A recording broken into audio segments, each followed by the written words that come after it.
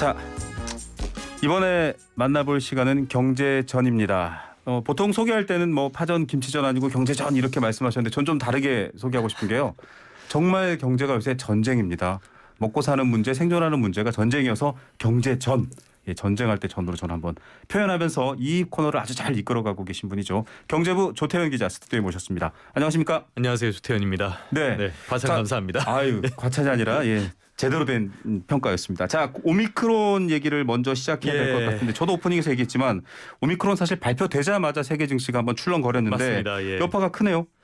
근데 그저께 국내 증시가 상당히 안 좋았죠. 네. 장중에 일본에서 감염자가 나왔다는 소식이 전해지면서 2.42% 월요일에 마감을 했었습니다. 네. 그게 월요일이 아니죠, 화요일이죠. 네네. 이게 지난해 12월 29일 이후 11개월 만에 최저치였는데요. 네. 어제는 또 미국 증시가 많이 떨어졌는데도 상당폭 이 낙폭을 만회하는 모습을 보였어요. 네. 2% 넘게 올라서 2,900선의 턱 밑까지 올랐는데요. 이제 증시 회복을 논하기는 아직은 좀 일러 보이고요. 네. 오늘 상황은 조금 지켜봐야 될 것 같습니다. 네. 어제 저희가 확진자가 나왔고 또 뉴욕 증시가 안 좋았기 때문에요. 네. 환율은 근데 오히려 하락하는 모습을 보였습니다. 월요일부터 어제까지 원달러 환율이 14원이 넘게 떨어져서 어제 종가로는 1,170원대로 내려갔거든요. 네. 이게 지난달 16일 이후에 처음입니다.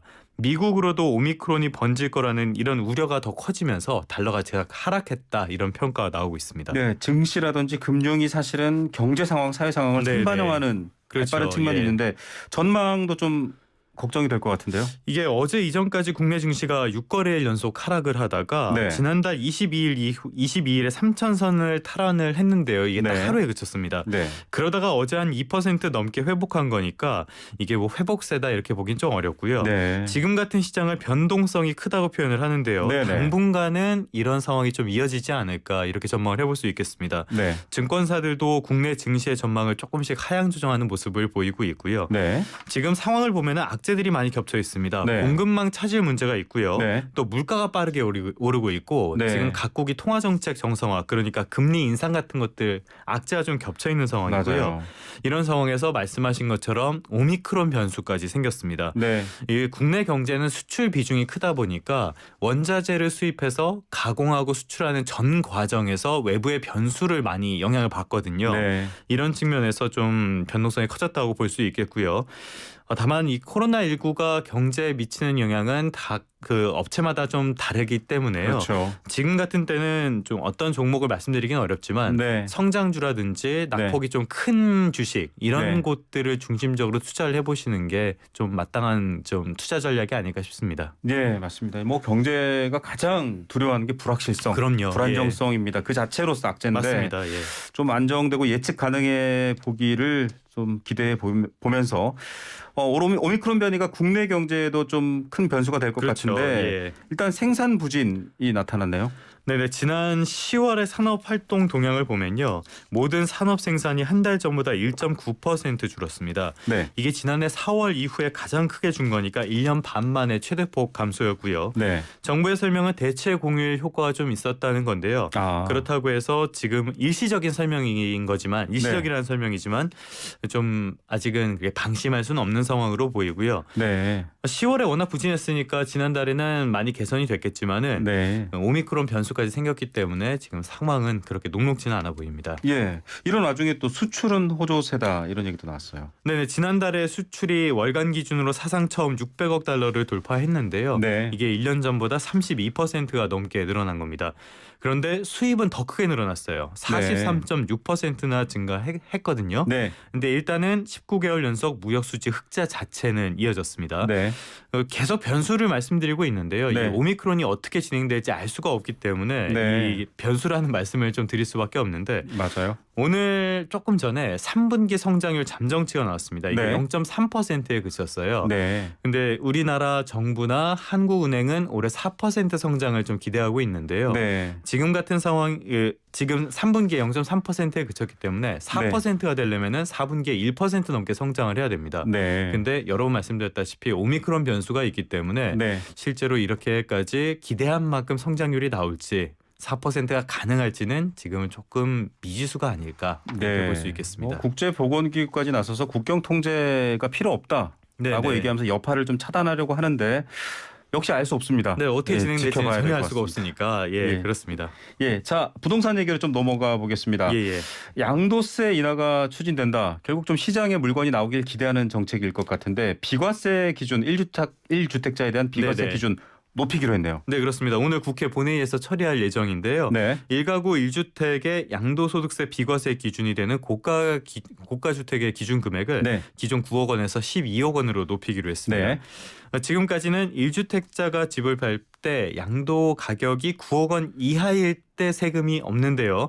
지금 그러니까 12억 원 정도 되는 주택을 팔면은 3천만 원에서 4천만 원 정도의 세금이 붙습니다. 그런데 이게 12억 원으로 올라가니까 같은 값이라도 양도세는 0원이 되는 그런 효과가 있을 겁니다. 네, 세금을 내는 기준이 올라갔다 이렇게 보시면 됩니다. 집값이 올랐기 때문인데 1주택자라서 사실은 이게 그렇게 뭐 시장에 영향을 미칠까라는 분석도 있는데 정치권에서도 좀 뭔가 기대하는 효과가 있겠죠?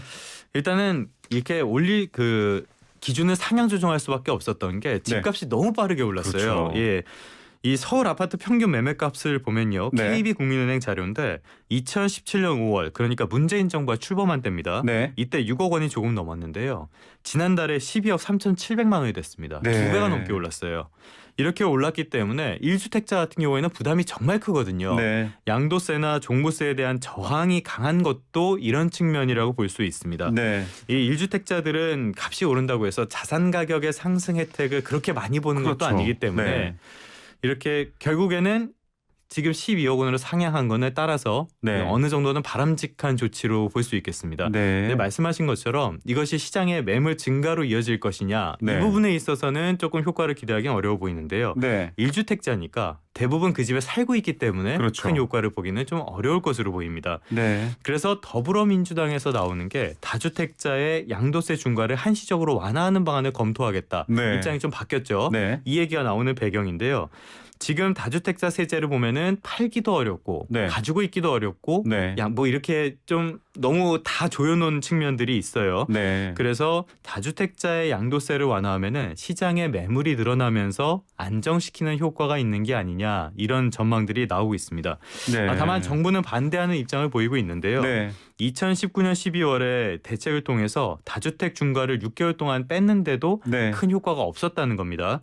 다만 또 이런 평가도 있는데 당시에는 6개월에 불과했기 때문에 큰 효과를 보기 어려웠고 이번에는 조금 더 기간을 길게 잡아야 되는 거 아니냐 이런 평가도 좀 나오고 있습니다. 사실은 종부세는 부유세 개념으로 봤었고요.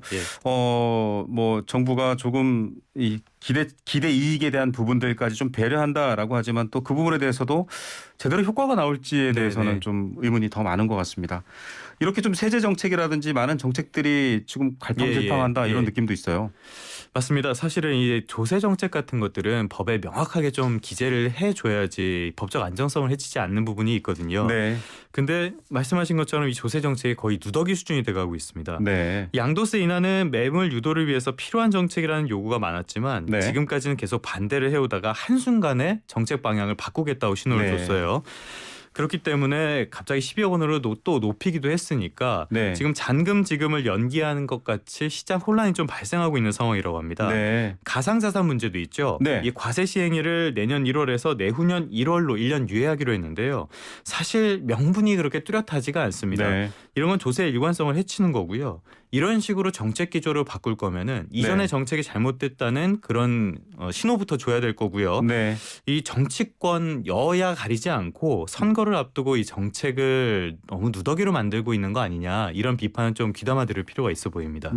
선거보다 더 중요한 건 사실 이런 문제들인데요. 여기서 이게 장기적인 문제이기 때문에요. 이렇게 막 바꾸는 것이 과연 시장 안정에 도움을 줄까도 좀 의문이긴 합니다. 팔려는 사람들은 더 눈치를 볼 것 같고요. 살려는 사람들도 더 기다릴 것 같습니다. 그걸 뚫어낼 정책을 제시하려면 먼저 기존 정책에 대한 반성도 필요하다라는 조 기자님 얘기 전달됐으면 좋겠습니다. 오늘도 알찬 경제뉴스 감사드립니다. 감사합니다. 조태현 기자였습니다.